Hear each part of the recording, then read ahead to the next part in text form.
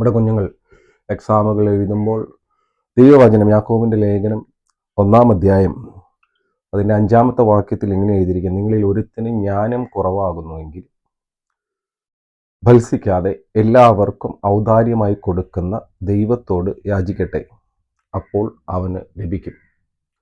നിങ്ങളിൽ ഒരുത്തന് ജ്ഞാനം കുറവാകുന്നുവെങ്കിൽ അത് ഔദാര്യമായി കൊടുക്കുന്ന ദൈവത്തോട് ചോദിക്കട്ടെ, എന്നാൽ അവനത് ലഭിക്കുവാനിടയായിത്തീരും.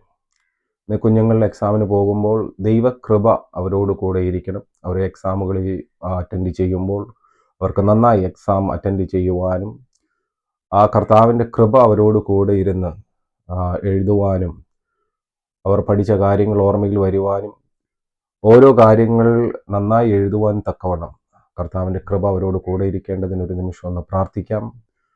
പ്രിയ പിതാവേ, പ്രിയ കുഞ്ഞുങ്ങൾക്കായി പ്രാർത്ഥിക്കുന്നു. അവർ എക്സാമിന് പോകുമ്പോൾ അവർ പഠിച്ചത്, അവർ വായിച്ചത്, അവർ കേട്ടത് അവരുടെ ഓർമ്മയിൽ വരുവാനും അവർക്കത് നന്നായി എഴുതുവാനും അവിടുത്തെ പരിശുദ്ധാത്മാവിൻ്റെ കരം അവർക്ക് വേണ്ടി ചലിക്കപ്പെടട്ടെ.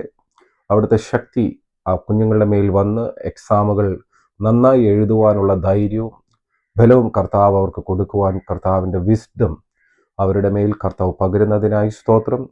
ആ ദൈവിക സമാധാനത്തിലിരുന്നുകൊണ്ട് ആ എക്സാമിനെ ധൈര്യത്തോടെ എഴുതുവാൻ പ്രിയ കുഞ്ഞുങ്ങൾക്ക് കർത്താവ് കൃപ കൊടുക്കേണ്ടതിനായി പ്രാർത്ഥിക്കുന്നു. ഈ കേൾക്കുന്ന ഓരോ കുഞ്ഞുങ്ങളും അവരുടെ എക്സാമുകളിൽ നല്ല മാർക്കുകൾ മേടിക്കുവാൻ അവിടുത്തെ തിരുകൃപ അവരുടെ മേൽ ചലിക്കപ്പെടട്ടെ.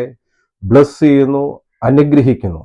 അങ്ങയുടെ കൃപയാൽ നിറയ്ക്കണം, യേശുവിൻ്റെ നാമത്തിൽ തന്നെ, ആമേൻ. നന്നായി എക്സാമുകൾ എഴുതാം. കർത്താവ് നിങ്ങളെ ധാരാളമായിട്ട് അനുഗ്രഹിക്കട്ടെ.